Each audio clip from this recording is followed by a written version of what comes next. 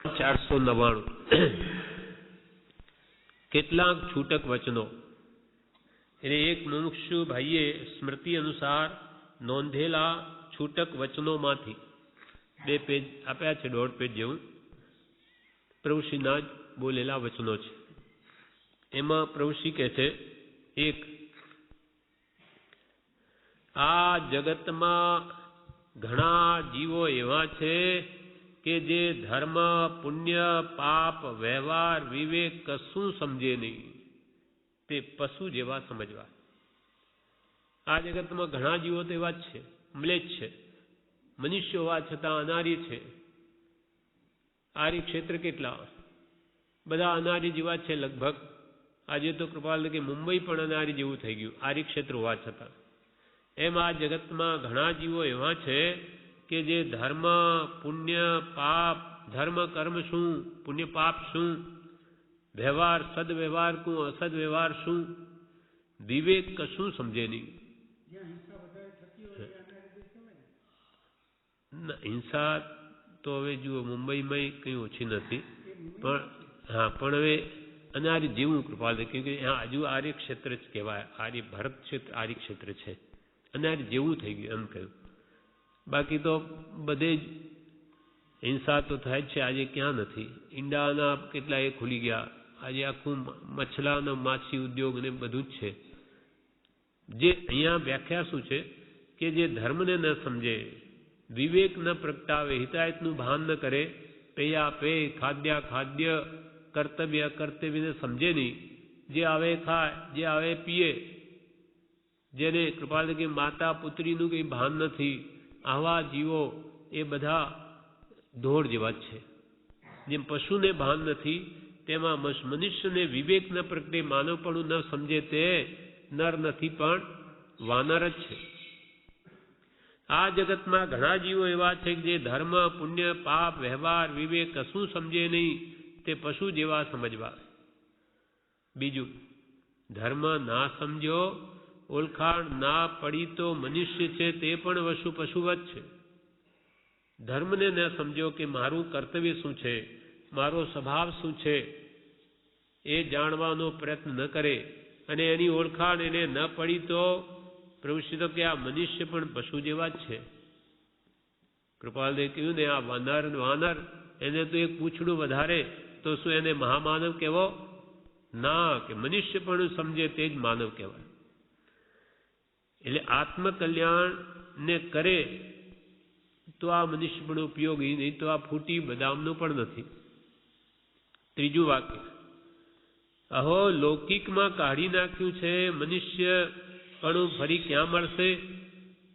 ઓહો, લૌકિકમાં કાઢી નાખ્યું, સામાન્યપણું કરી નાખ્યું, કે જે ધર્મ તત્વનું અમૂલ્ય મહાત્મ્ય હોવા છતાં સામાન્યમાં કાઢી નાખ્યું. એની કોઈ ગણતરી નથી, એના પ્રત્યે બહુમાન નથી, એનું મહાત્મ્ય નથી. પણ આ મનુષ્ય પણ ફરી ક્યાં મળશે? 2000 સાગર પર માત્ર 48 ભમ મળે અને આ હાથમાંથી ગયો ફરી ક્યાં મળશે? અહો લૌકિકમાં કાઢી નાખ્યું છે, મનુષ્ય પણ ફરી ક્યાં મળશે? 4 મહેમાન છો, પરદેશી છો, પંખીનો મેળો છે, વાની મારી કોયલ છે, માટે કંઈ કરજે. નાની પુરુષો કે તમે મહેમાન છો, તમારે શાશ્વત નિવાસ નથી, તમે પરદેશી છો. એટલે એક સંતે કહ્યું, તમારો દેશ તો કે મોક્ષમાં છે, અહીંયા નથી. આત્માનું ઘર મોક્ષમાં છે ને તમે આત્મા છો. એટલે કે છે, મનજી મુસાફિર રે, ચાલો નિજ દેશ ભણી, મુલક ઘણા જોયા રે, મુસાફરી થઈ છે ઘણી. મનજી મુસાફર રે, ચાલો નિજ દેશ ભણી. મનજી હવે ચાલો ક્યાં? નિજ દેશ ભણી. પોતાના જે શાશ્વત પોતાનું ઘર છે ત્યાં ચાલો. હવે મુલક ઘણા જોયા, 84 લાખ દીવાનીમાં ઘણા ભટક્યા, એકી જગ્યા બાકી રાખી નથી. હવે ચાલો નિજ દેશ ભણી. એટલે પ્રભુશ્રી કહે, મહેમાન છો તમે, પરદેશી છો, આ દેશના નથી. પરદેશી છો, પંખીનો મેળો છે, વાની મારી કોયલ છે, વાની મારી કોયલની જેમ તમે આવી ગયા છો. બાકી મનુષ્ય અવતાર ક્યાં? હવાની મારી કોયલ જેમ શહેરમાં આવી ચડે તેમ મહાપુણ્ય ઉદય કંઈક આવી ગયા તમે અહીંયા. આ તમારો માનવદેહ મળી ગયો માટે કંઈક કરજે. પંખીનો મેળો છે, વાની મારી કોયલ છે માટે કંઈક કરજે. પાંચમું, જગત આંધળું છે, બહેરું છે, જગત દેખે છે તે ખોટું છે, સાંભળે છે તે પણ ખોટું છે. આપણે પર્યાય જોઈએ છે વસ્તુની અને એમાં મોહ કરીએ છીએ. એટલે આપણે જે જોઈએ છે તે પણ વાસ્તવિકનું સ્વરૂપ નથી વસ્તુનું. આપણે જુદી રીતે માનીએ છીએ. એટલે આપણું જાણવું ખોટું અને આપણું દેખવું ખોટું. મિથ્યા જ્ઞાન, મિથ્યા દર્શન છે. જગત આંધળું છે, બહેરું છે. કેમ?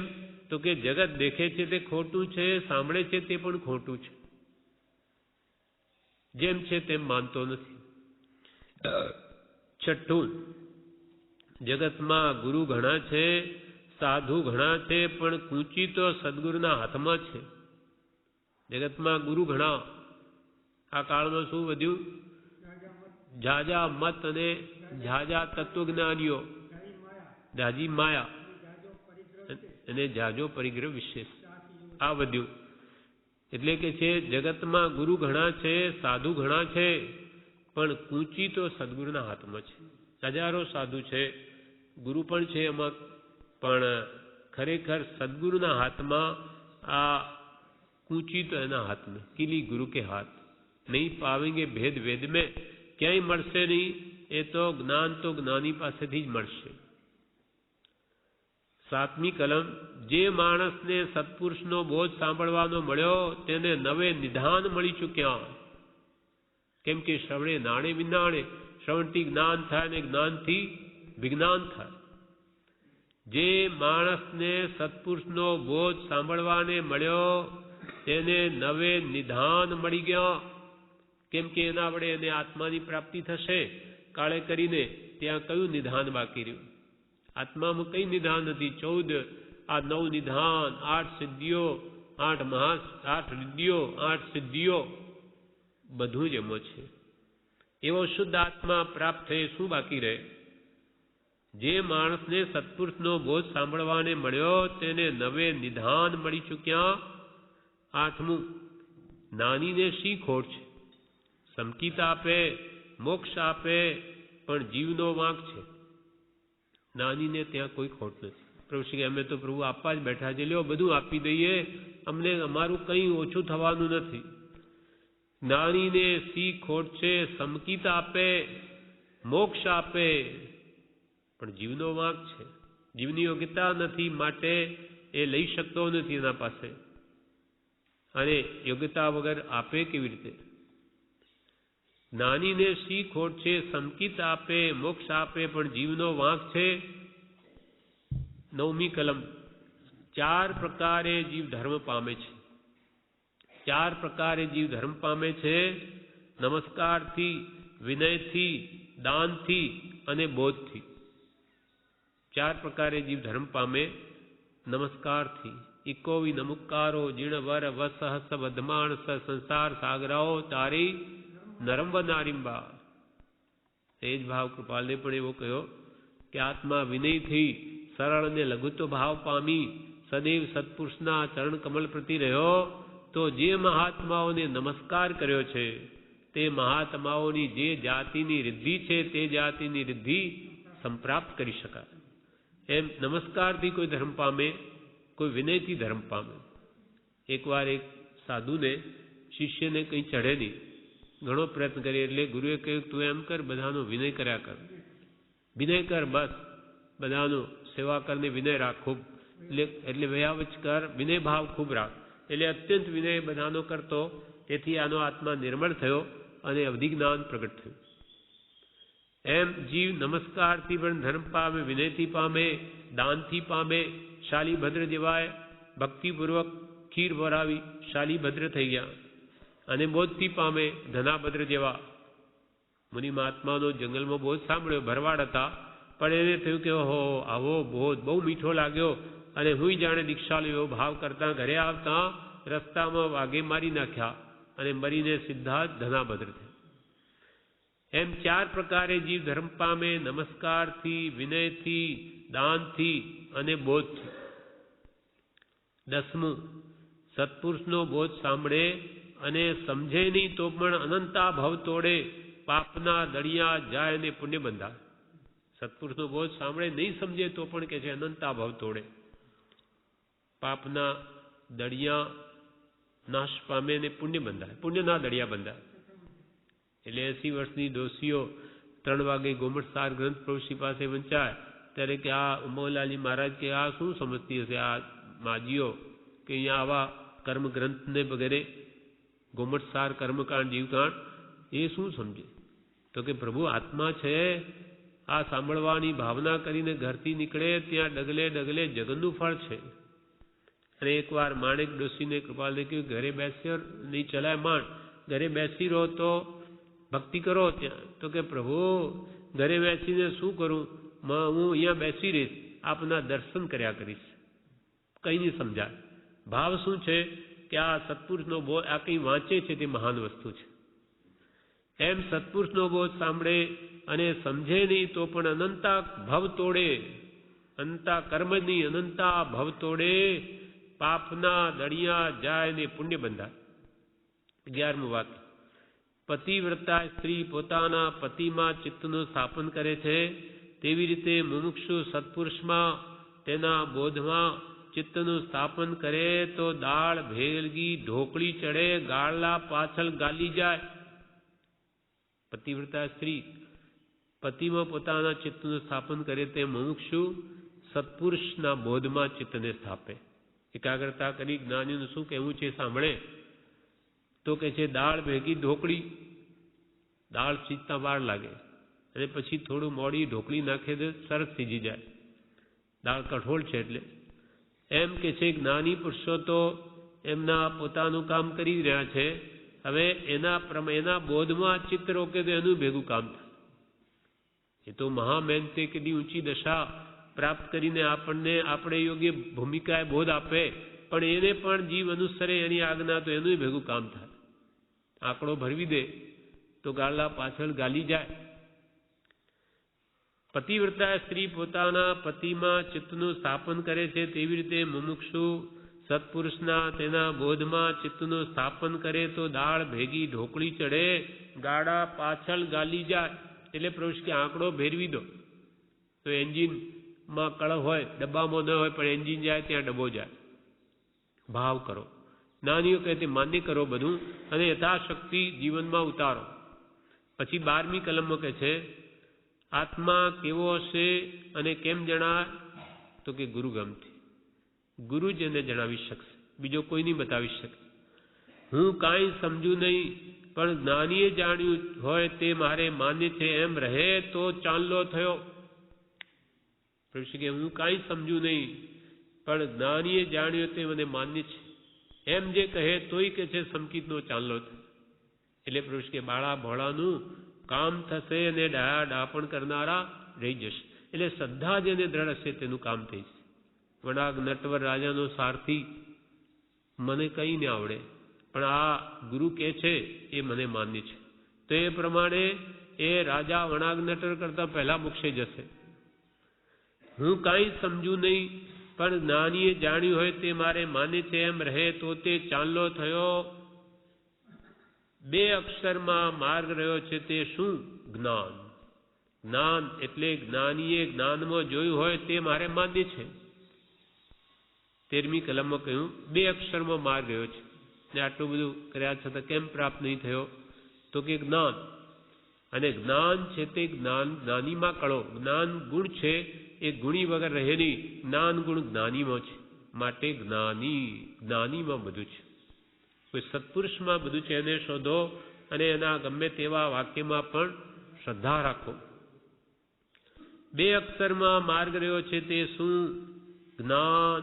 જ્ઞાન એટલે જ્ઞાનીએ જ્ઞાનમાં જોયું હોય તે મારે માન્ય છે, શ્રદ્ધાનમાં લઈ લેવું. મને ન સમજાય મારી ભૂલ છે.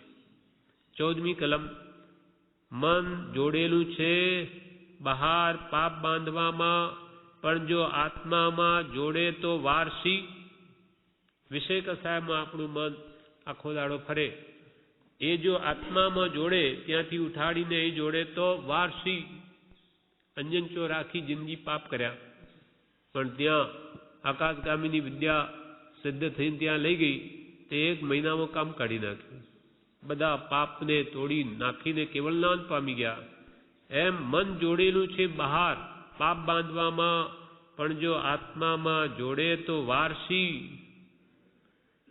15મું વાક્ય, આત્માને ઓળખે છૂટકો છે, મારે કે તમારે ઓળખાણ પડ્યા વિના છૂટકો નથી. પ્રભુ કે આત્માને ઓળખવો જ પડશે, મોડે કે વહેલે, આજે કે લાખ વર્ષે, પણ મારે કે તમારે બધાને આત્માની ઓળખાણ કર્યા વગર છૂટકો નથી.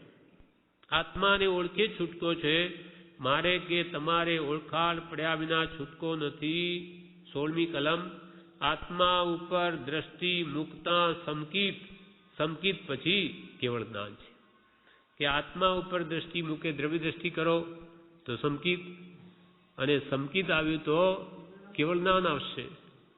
આત્મા ઉપર દ્રષ્ટિ મૂકતા સંકિત, અને સંકિત પછી કેવળ જ્ઞાન છે. આ પ્રમાણે 16 વાક્ય આપણે વાંચ્યા, બાકીના આવતું. પાનું 500, કલમ 17મી કલમ. આત્માથી આત્મા ઓળખવો છે, જેવો સિદ્ધનો આત્મા છે તેવો જ મારો છે. જેવો સિદ્ધનો આત્મા છે તેવો જ મારો છે. પ્રભુ કે આત્માથી આત્માને ઓળખવો છે, એટલે આત્મા જેને પ્રાપ્ત છે એવા સત્પુરુષથી મારો આત્મા ઓળખવો છે. એના વગર ઓળખાણ નહીં થાય. આત્માથી આત્મા ઓળખવો છે, જેવો સિદ્ધનો આત્મા છે તેવો જ મારો છે. સિદ્ધ પરમાત્મા જેવો જ મારો આત્મા. કેમ કે સર્વ જીવ છે સિદ્ધ સમ, પણ જે સમજે તે થાય. અને સમજવું કેવી રીતે? સદગુરુ આજ્ઞા. જીન દશા નિમિત્ત કારણમાં સદગુરુ દ્વારા પોતાના આત્મ સ્વરૂપને સમજે, એમ જાણે સદગુરુ ઉપદેશથી તો જ સમજાય. એટલે આત્માથી આત્મા ઓળખવો છે, જેવો સિદ્ધનો આત્મા છે તેવો જ મારો છે. એટલે હું પણ સિદ્ધ ભગવાન જેવો છું. નિશ્ચયની મૂળ સ્વરૂપે હું સિદ્ધ બની શકું એવું જીવને દ્રઢ થાય તો એ સિદ્ધત્વ પ્રગટાવવા પ્રયત્ન પણ કરે. તો પછી કહે છે કે ભાઈ સદગુરુને શોધજો, એના કહ્યા પ્રમાણે વર્તજો અને જીન દશાનો લક્ષ્ય રાખજો, તો એ સિદ્ધત્વની પ્રાપ્તિ થશે. પછી 18મી કલમ, સહજાત્મ સ્વરૂપ એ તો 14 પૂર્વનો સાર છે. સહજાત્મ સ્વરૂપ એ તો 14 પૂર્વનો સાર છે. કેમ કે 14 પૂર્વો ભણીને પણ શું કરવું છે? આત્માને ઓળખવો છે. અને 14 પૂર્વ ભણીને આત્માને ન ઓળખે તો 14 પૂરી ભોગ જાય છે. એટલે પત્રાંક 139માં કૃપાલદેવે કહ્યું, એક દેશે ઊણું એવું 14 પૂર્વનું જ્ઞાન, તે એક મૂળ વસ્તુના જ્ઞાન સિવાય બીજું બધું જાણનાર થયું. પણ દેહ દેવલમાં રહેલો શાશ્વત પદાર્થ જાણનાર ન થયું. અને તે ન થયું તો પછી લક્ષ્ય વગરનું ફેંકેલું તીર લક્ષ્યાર્થનું કારણ નથી, તેમ આ પણ થયું.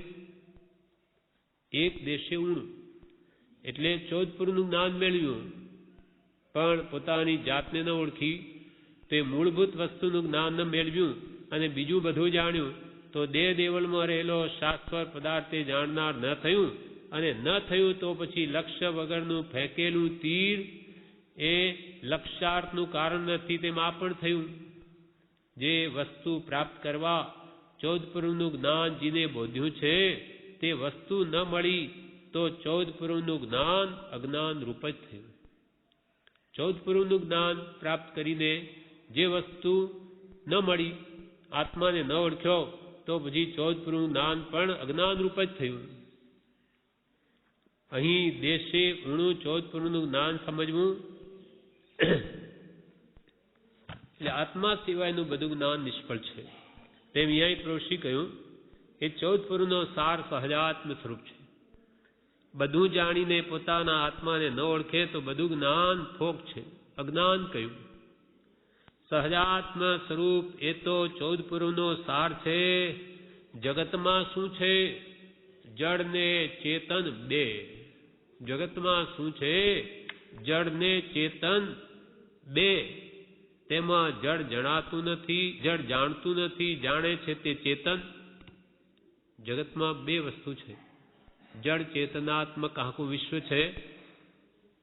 તેમાં જડ તો કોઈ પદાર્થને જાણતું જ નથી, અને જે જાણે છે તે ચેતન એવો આત્મા છે. જગતમાં શું છે? જડ અને ચેતન બે. તેમાં જડ જાણતું નથી, જાણે છે તે ચેતન. 20મી કલમ.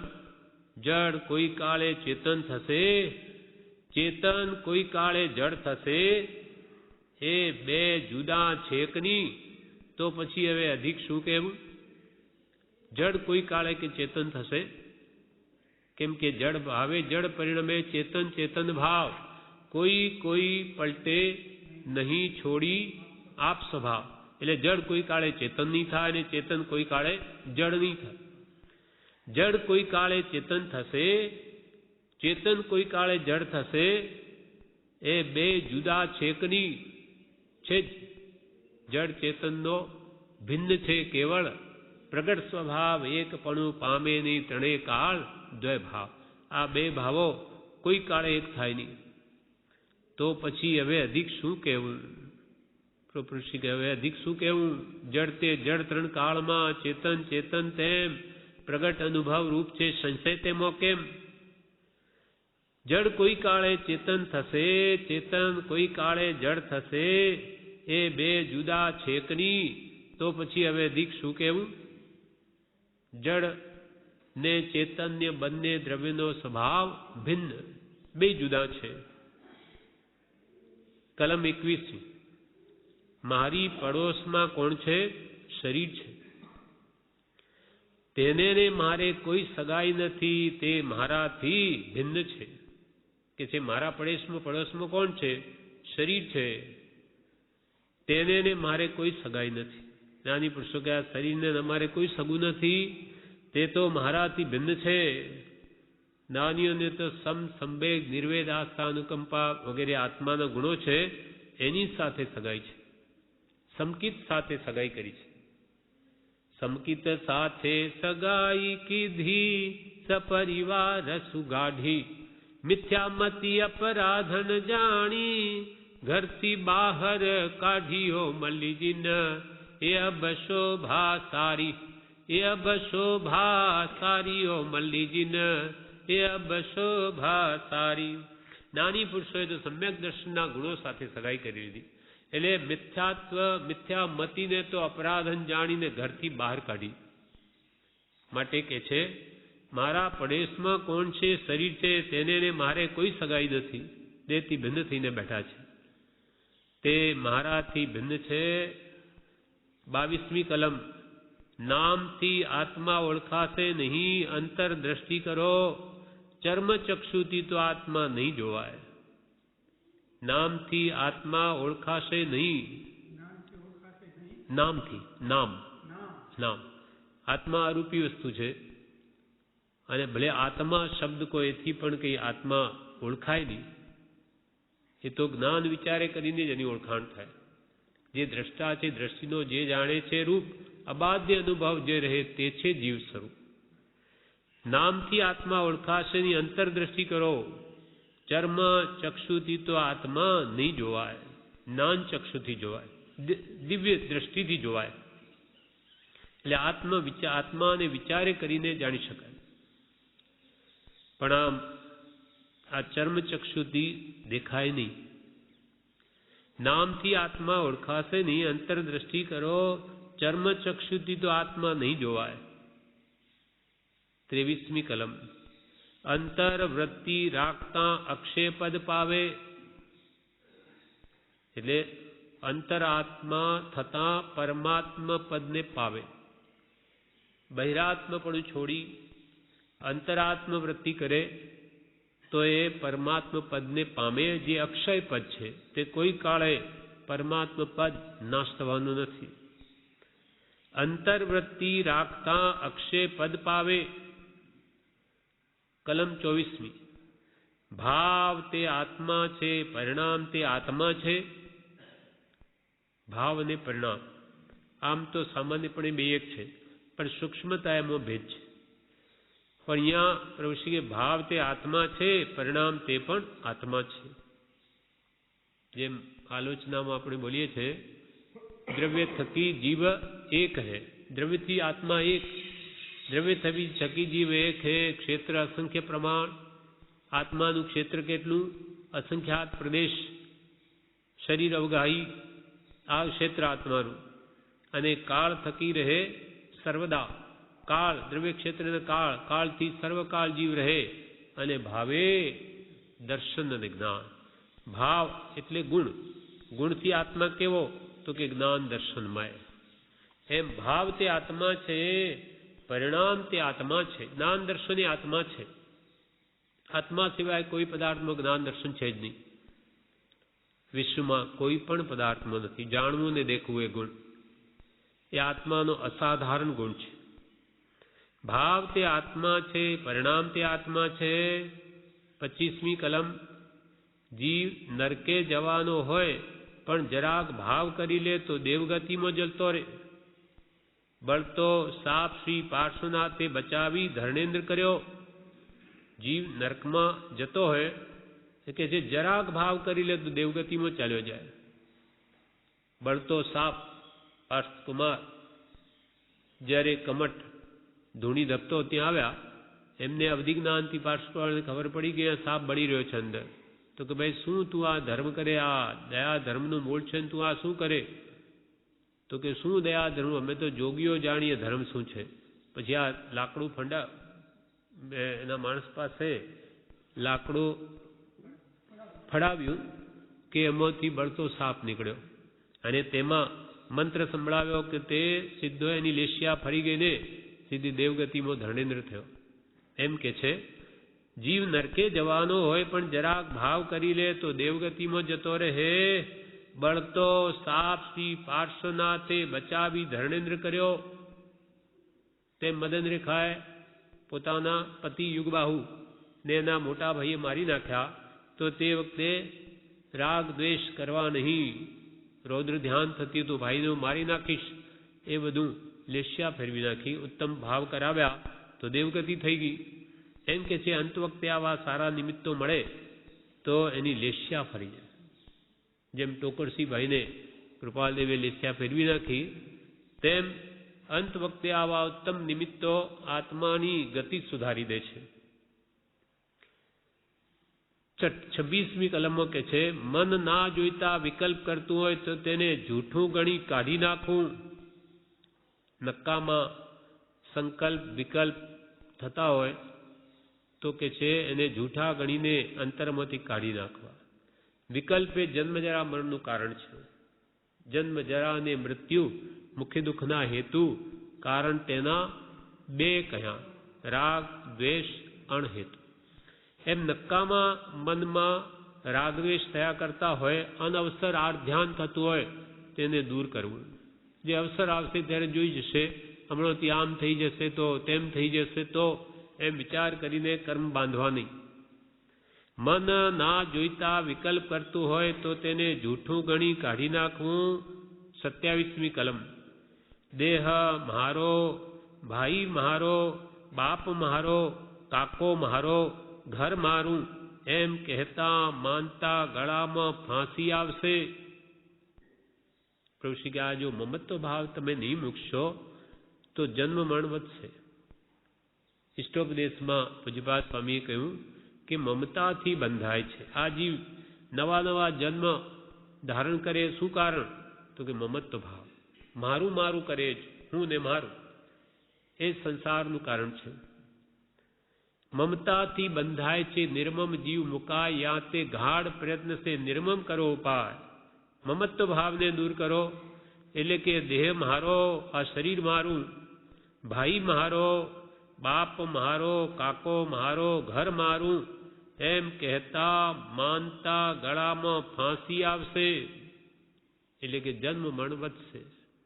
મારું મારું કર્યું એટલે અહમ ભાવ, મમત ભાવ નિવૃત્ત થવાને અર્થે જ્ઞાની પુરુષા 6 પદની દેશના પ્રકાશી છે. 28મું વાક્ય, મોક્ષે શું હશે? મોક્ષે શું હશે? સર્વથી મુકાવું તે મોક્ષ, મૂકે તે કેટલો ભાગ્યશાળી. મોક્ષે શું હશે? તો કે સર્વ કર્મથી મુક્ત થવું એનું નામ જ મોક્ષ. અને જે આ સર્વ કર્મોથી મુકાય તે જ ભાગ્યશાળી. જન્મ મરણથી મુકાઈ ગયો. મોક્ષે શું હશે? સર્વથી મુકાવું તે મોક્ષ, મૂકે તે કેટલો ભાગ્યશાળી. હજી 29મું વાક્ય, સઘળાનું સ્નાન સૂતક કરી દહાડો પાવડો પવાડો કરી ચાલ્યા જાઓ, મરણિયા થઈ જાઓ. સઘળાનું સ્નાન સૂતક કરી દહાડો પવાડો કરી ચાલ્યા જાઓ. એટલે અવસર આવ્યો છે હવે આ સંસારના સર્વ કામોથી નિવૃત્ત થઈ આત્મહિત કરી ચાલ્યા જાઓ. એટલે કે આ મનુષ્ય સફળ કરી લો. અવસર બેર બે નહીં આવે. જેમ માણસ મરી જાય તો એના પછી સ્નાન સૂતક વગેરે કરીને બસ પતી ગયું, હવે બધું ભૂલી જાય. પછી તેમાં જગતની વિસ્મૃતિ કરી દો. હવે આત્મહિતનો અત્યંત પુરુષાર્થ કરીને આ માનવ દેહ સફળ કરી દો. સઘળાનું સ્નાન સૂતક કરી દહાડો પાવડો કરી ચાલ્યા જાઓ, મરણિયા થઈ જાઓ. એક મરણીયો સોને ભારે. એટલે અત્યંત પુરુષાર્થ વધારો. દેહમ પાત્યામી વા કાર્યમ સાધ્યામી વા.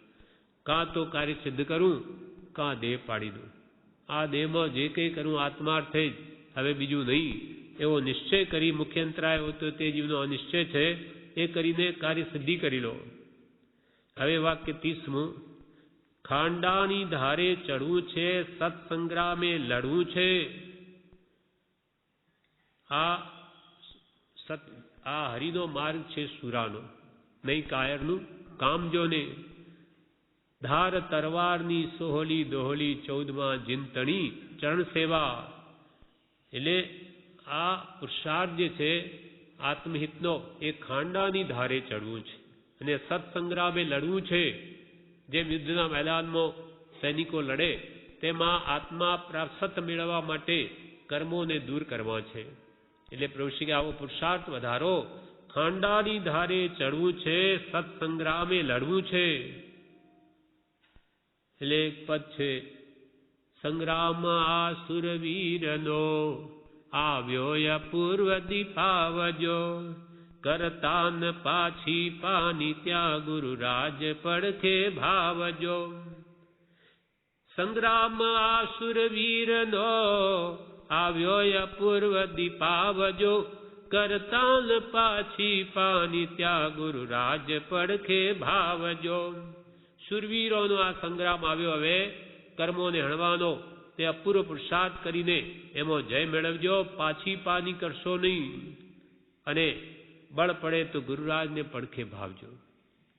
તો અત્યંત દુર્લભ એવો માનવ દેહ સફળ થઈને આત્મજ્ઞાનની પ્રાપ્તિ થઈ જશે. આ પ્રમાણે શ્રીમદ લઘુરાજ સ્વામી પ્રભુશ્રી ઉપદેશામૃત સમાપ્ત. પ્રભુશ્રીનું ઉપદેશામૃત આજે પૂરું થયું. હવે ફરીથી શરૂ કરીશું પાછું. એટલે અંતિમ શું કહ્યું કે ખાંડાની ધારે ચડવું છે, સત્સંગ્રામે લડવું છે.